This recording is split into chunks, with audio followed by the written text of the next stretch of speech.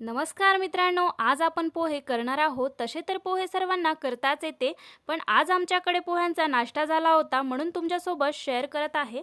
तर इथे मी काही व्हेजिटेबल कट करून घेतले आहे. मिरची, कोथिंबीर, कढीपत्ता, कांदा आणि थोडे शेंगदाणे. पोहे भिजवून घेतले आहे.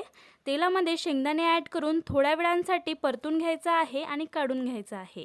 त्याच तेलामध्ये जिरं, मोहरी, कढीपत्ता, कट केलेली मिरची, कट केलेला कांदा ॲड करून मस्त असे परतायचे आहे. नंतर अर्धा चम्मच हळद, चवीनुसार मीठ ॲड करून त्याचसोबत भिजवलेले पोहेसुद्धा ॲड करायचे आहे आणि एकजीव करून घ्यायचे आहे.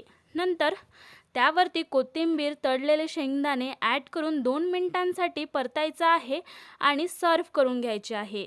तर इथे गरमागरम पोहे रेडी झालेले आहेत. हे पोहे तुम्ही नक्की एकदा तरी ट्राय करा आणि कसे वाटले नक्की कमेंट करा आणि जाता जाता चॅनलला देखील सबस्क्राईब फॉलो करा. थँक्यू.